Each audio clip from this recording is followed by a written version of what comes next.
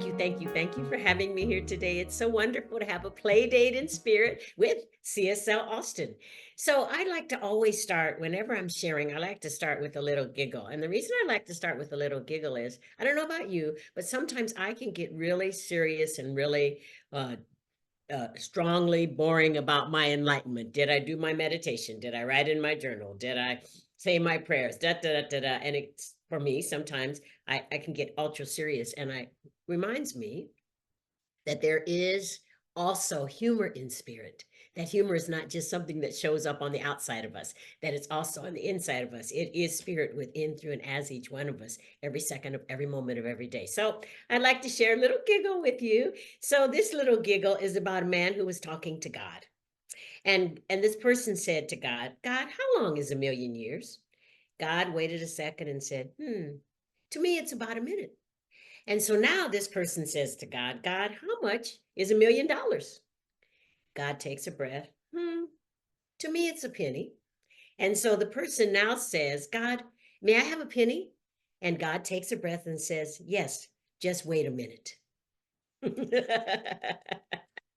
Yes, exactly. It's a way for us to have a little giggle as we know ourselves, as we move into ourselves, as we step into the expansion and the spaciousness of the divine, which is waiting to appear from within and through and as each one of us. So today, first I want to say thank you, Reverend Mary. We have been connected since time began. There's no doubt about that. And that when we came upon one another last week, it was truly a TSRW. This stuff really works, spirit bringing us together. So, however, the title for today, which showed up for me, is Audacity, Ardor, and Verve. What's that got to do with me? Audacity, ardor, and verve. What has that got to do with me? What has that got to do with you? What has that got to do with us? So I'd like to start off with a story. And this story that I'm starting off with, I need to tell you that I wanted to have something else to share. And all last week and this week, Spirit kept saying, this is the one. This is the story you're supposed to share. And I said, okay, Spirit, all right. We all know that as we get intuitive hits, we have choice. We're at choice. We can follow them or not follow them. And I have come to know in my life that the following them is what is really the easiest and most expeditious versus waiting until I get hit over the head by the spiritual 2x4. So anyway, this story is a biblical story, actually. It's about three teenagers, Shadrach, Meshach, and Abednego. And Shadrach, Meshach, and Abednego were living in the time of and in the rulingness of King Nebuchadnezzar. And King Nebuchadnezzar wanted Shadrach, Meshach, and Abednego to honor him as their God, as one of their gods. It was in a time that people were worshiping several gods. And these three teenagers said, no, there is one God.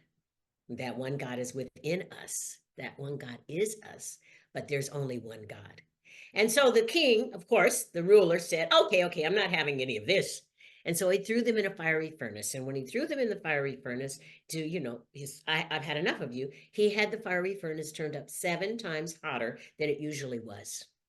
So they're in the fiery furnace. Oh, and he had them restrained. He put restraints on their wrists and restraints on their feet. So they're in the fiery furnace. They're in there for a good amount of time. The guards who threw them in are looking in there, and then going back and telling Nebuchadnezzar, they appear to be not burning. We don't know what's going on. So finally, Nebuchadnezzar said, okay, let them out. Let them out. Okay, we can let them out. And they came out, and the only thing on them that was burned was the restraints that had held them, the restraints around their wrists, the restraints around their feet. Now, I like to us to remember that the Bible is a handbook. There's all sorts of handbooks. Handbooks come with everything now. They come online, but you get a handbook with everything you have. Everything I purchase, I have a handbook for, and most of my life a handbook. So I look at the Bible as the most wonderful, spectacular handbook that we can use. We can use it for our life. And this story, this unfoldment of Shadrach, Meshach, and Abednego is part of the handbook of life, as far as I'm concerned. Because sometimes life brings us things and we feel like we're in the fiery furnace. I'm going to go with the I message. I feel like I'm in a fiery furnace. There's some things that happen in my life. I feel like I'm in a fiery furnace. Something happened to me in the beginning of this year that felt like a fiery furnace. I was making preparations to go out of the country, and I was riding around, and my check tire pressure light came on, that little light that comes on the dashboard. And it came on. I went to my favorite service station and said, this light is on. What does this mean? I don't think I run over a nail or anything. And they looked at it and they said, well, the pressure is low on one of your tires. However, we're looking at all of your tires and they all need to be replaced. They're a mess. There's nicks in them. There's this, there's that. Now, I am getting ready to go away to Kenya for 3 weeks. And the last thing I might want to do is buy a new set of tires. However, in this instance, it was like Shadrach, Meshach, and Abednego. Life gave me an opportunity to have faith. Life gave me an opportunity to know that all was well. Life gave me an opportunity to use those things, use all those things, audacity, ardor, and verve, in saying that, okay, all right, okay, Spirit, I know that my source and supply is always available. So I made an appointment, went to Costco, got new tires. Yes. And they got all paid for and went on about my business. So that's what I mean by what happened to Shadrach, Meshach, and Abednego is really about life as it goes along. And the best way for us to, not the best way, but one of the ways that is with ease and effortlessness that we can be in life is being open, loving, and determined. And what is that an acronym for? Bold. We all get to be bold. And in our boldness, we get to have audacity, verve, and absolute ardor. Now, these teenagers, they had all these things. They had the audacity to stand up to the ruler, Nebuchadnezzar, and say, nope, you're not our God. There is one God, and this is the God we worship. And we believe in this God, and this God brings us through. So that audacity really, the audacity they had was a boldness and a dauntlessness, because that's what audacity is about, being dauntless and having boldness, being open, loving, and determined. So this is what they did. The next thing that they did, they had ardor, and ardor is defined as passion, intense devotion, and gusto. Yes, and so you may be thinking, I don't know about that passion, intense devotion, and gusto in my life. It is available to each one of us. We are at choice. And there is that microcosmic of the macrocosmic of these God qualities available within, through, and as each one of us. So these teenagers, they used ardor. I mean, they just, they were just, okay, here we are. We're here. We're using this. We're here. We are using our faith. We are standing on our faith, standing on trust. And it's like Neville Goddard says that faith is trust in unseen reality. Isn't that fantastic? That not only did Shadrach, Meshach, and Abednego have that ability is available within, through, and as each one of us. It's in there. It is us. Because every God quality that exists is available for me, you, I, they, to draw upon, to bring it out, to let it be the truth of who and what we are. And then the other thing that these teenagers had in this biblical story, which is really a story from the Handbook of Life for about life right here and right now, is they had verve. And verve is vigor. Verve has been known. These are some Webster's dictionary definitions. Verve is known as vigor, sparkle, and liveliness. Now, the vigor and the sparkle, liveliness. Sparkle, do you know? I'm sure you know, because you have wonderful ministers, and I'm sure they've told you this a gazillion times. However, we are made of what the stars are made of. We are the sparkle of the universe. Just take a moment and let yourself realize that. I am the sparkle of the universe. Yeah, I am that I am. And also, verb being liveliness, we are here to live the life of spirit. As Ernest Holmes says, spirit can only do for me what spirit can do through me. And we are here, each one of us is the life force living itself through and as us. Otherwise, it wouldn't be able to make itself known on this planet, in the galaxies, the cosmos, no place. I know, kind of an odd thing to think about, isn't it? Because God is everywhere present. However, this is part of us, who and what we are, the liveliness, which translates into the verve. So these three teenagers used all of these: audacity, ardor, and verve. And you may be saying, that's really great, Reverend Verona. How do I use that in everyday 21st century life? I am not a teenager in the kingdom of Nebuchadnezzar. People don't generally get thrown into fiery furnaces anymore, literally. So in what ways can that show up for me? So there's some practical things that we can use. I love in Science of Mind, New Thought, Ageless Wisdom, we have practical ways in which we can use the science of our philosophy. And so 3 practical ways showed up for me in which we can use it. The first way is lead from your strengths. Yeah. And this leading from our strengths is the ardor part, the passion. Yeah, the passion of whatever it is you have passion for. Some of us have passion for gardens. Some of us have passions for cars. Most all of us have some sort of passion for spirit, because otherwise we wouldn't be here together having this play date in spirit together and learning and loving and expanding and in the spaciousness of the divine. And some of our strengths that we can use is our spiritual practices. We can use our spiritual practices, lead from our strengths. And some of those spiritual practices, a couple are love of oneself and faith in spirit, as I was talking about Neville earlier. Just love of oneself and faith in spirit. And I would like to let you know that loving oneself or loving myself is not really as challenging as it might feel or as it might sound, because I love this. When I am loving myself, I am loving spirit. I am loving the God within. I am loving the essence and the substance and the magnificence of the divine as me. So, first thing, leading from our strengths brings ardor into our life. If I lead from my strength, it brings ardor into our lives. And it's something that we can do naturally, organically, and easily and effortlessly if I allow myself to just know I am the passion of the divine. So the first way, that's the first way, lead from whatever I feel is my strengths. Second way we can do this, being open, loving, and determined, bold, is be unattached to how it appears. This is kind of a challenging one in our humanness sometime, in my humanness sometime. Be unattached to how it appears. And this takes audacity, takes boldness, and it takes being dauntless. And as Reverend Michael says, the easy way to do this is, Reverend Michael Beckwith, you have come to let, not to get. Yeah, you have come to let, not to get. So you can easily be unattached to how it appears. And the part of this that I find so fascinating and so wonderful, being unattached to how it appears, is allowing myself to know the end desire, the end longing, because whatever desire I have is the desires of the heart of the divine coming through the heart of the divine within and as me. Not being attached to how the end appears, and also not being attached to how the means to the end appears, the in-between appears. Just allowing ourselves to not be attached to how it appears. And to know that, and I'm sure you've had it in your life, I've had it in my life, sometimes the way unfolding manifestations appear is completely something I could never have imagined. Even with the divine mind within, it's completely something that I would never, ever, ever have imagined. So that's the second way. First, we lead from our strengths. Second one is be unattached to how it appears. And the third one, be willing to play it big.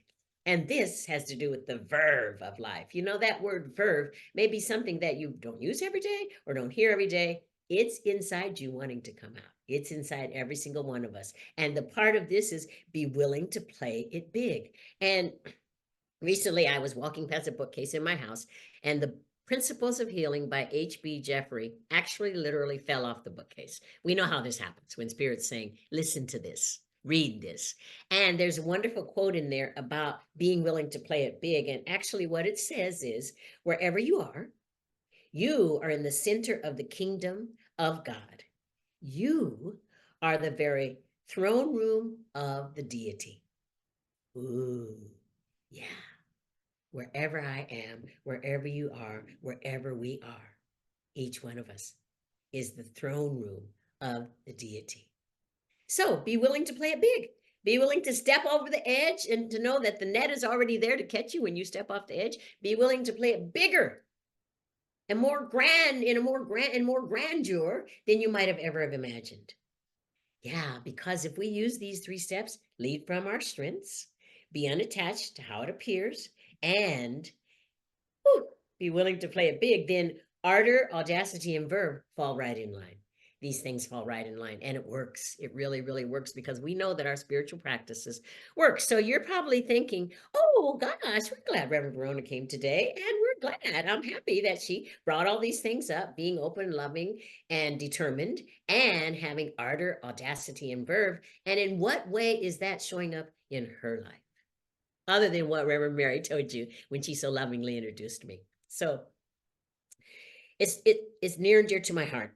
So I want to share with you. And when she introduced me, she did say that I spoke at CSL conference in Kenya. So I am from Des Moines, Iowa. I am from, at that time that I was a kid in the 50s, it was a country town. It's a big city now, but I am from the middle of the United States of America. And the most outward venturing that was done in my family, we went to see Mount Rushmore, we went to see the Rockies, but mostly I was a Midwestern American kid. And in my Midwestern Americanness, also, I was raised in the time where there was still segregation and racism. And so that was just a normal part of my life. There was just there was the different lines, of what we used and what we didn't use. Okay, so my whole life I have been ministering. And the way I first realized this was in my family of origin. I used to minister to my siblings. When they would have a challenge, when something was going on, I was the one, even though I was the littlest kid for a long time, to talk with them about it and to show them, well, we can have faith and let's get on our knees and pray about this. Oh, I forgot to add to you, I was raised a Southern Baptist, and I was raised a very staunch Southern Baptist. My family and I went to church 6 days out of 7. And on the 7th day, we used to go there and help clean up the facility. So, and I'm so grateful for that foundation that not was put into me, but the foundation that was brought out of me. Kind of like what Reverend Michael says, not here to get, but to let, because it was already in me. I came with it in me, and I just wasn't aware as a 5-year-old kid or a 6-year-old kid or a teenager who didn't want to go to service all the time that it was in me. So I'm ministering to all of my family members, ministering to my siblings, all of my cousins. And then I grow up and get a job where I am ministering. I had a job. I used to be an international flight attendant. And on my job, I was known as the one to come and get me when we had a challenge with passengers. I was the one. And it didn't really dawn on me. I was ministering, holding the consciousness, sharing the consciousness, bringing the truth of who and what I am out, and allowing others to grow and see who and whose they are. And on all the time, I was loving it. It was my passion. I mean, it really loving it. After being an international flight attendant for a very long time, Spirit just tapped me on the head and said, okay, now it's time for you to really be my minister, away from airplanes, away from traveling around the world every day or every month or every year, and it's time. And so I went to ministerial school, got out of ministerial school, had a little hesitance, like, me, Rev?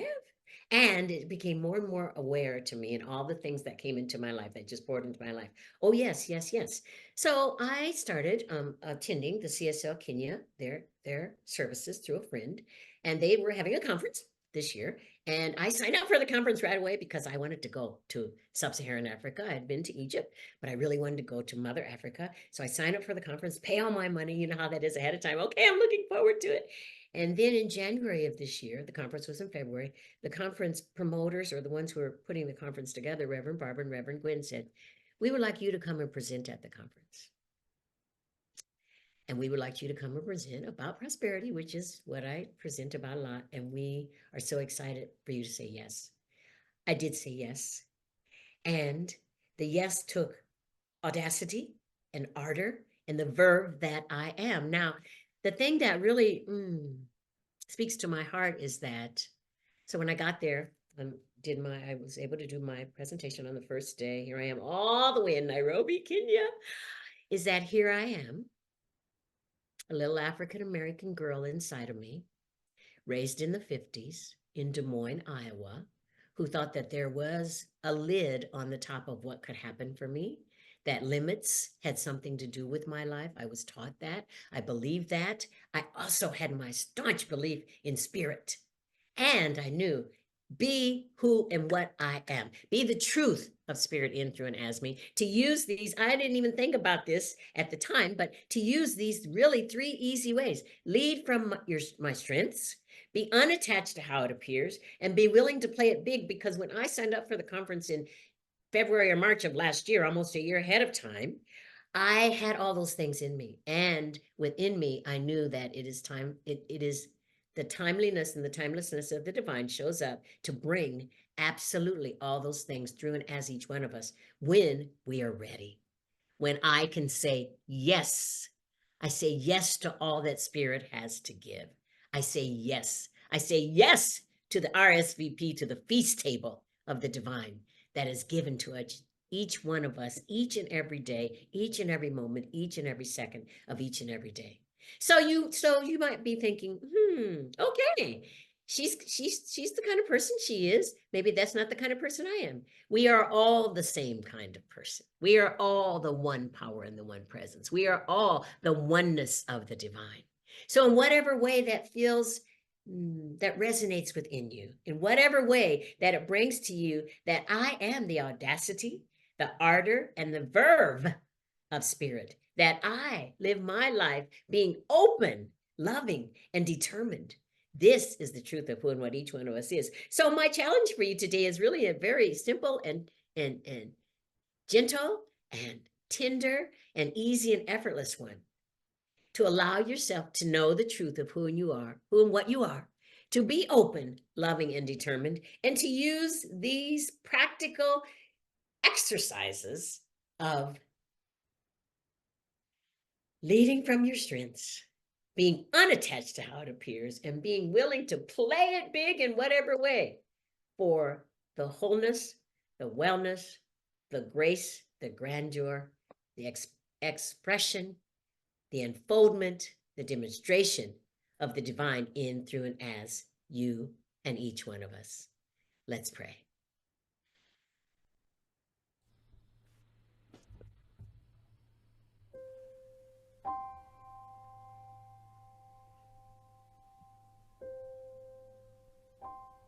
Mother, Father, God, I am so grateful.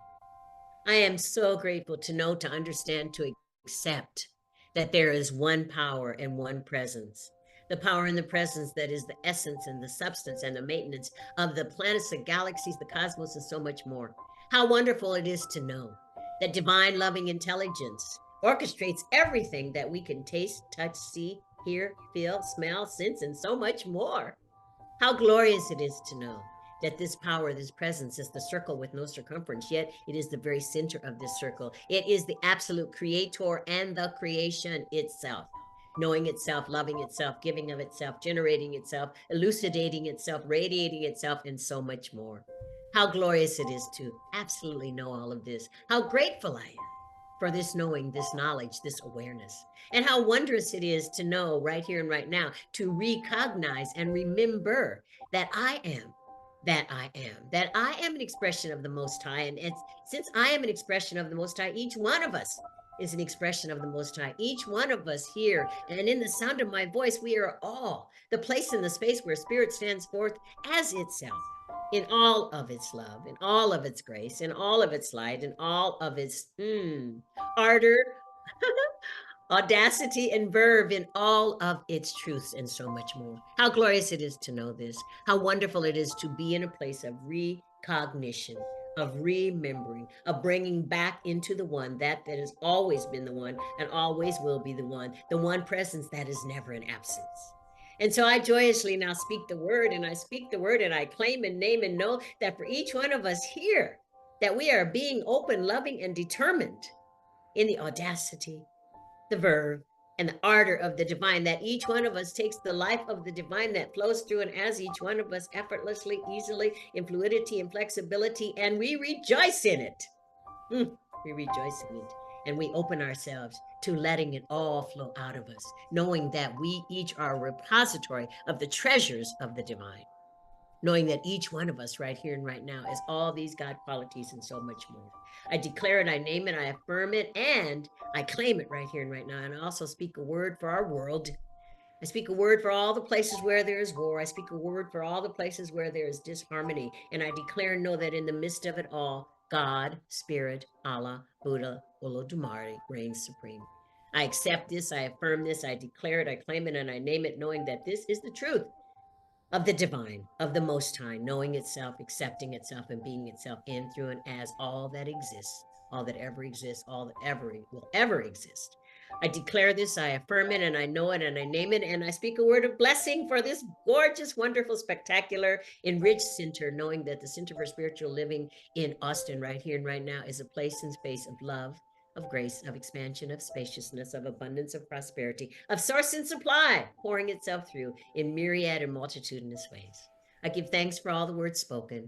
I give thanks for all of this and the more. I give thanks for it all, and I release it all now. I let it be in the law. I let it be in the immutable action and flow of the law, knowing that love, unconditional, ceaseless, boundless love makes the way, and the law makes it happen. I let it be. I release it. And so it is. Amen. Ashe. Aho. And so as we go about our week this week, let us remember to live with that ardor, audacity, and verve. And so let us today be that, be the change, be living in life in its fullness and glory. And so as we go our way blessed today, we are a blessing, we are blessed, and so it is.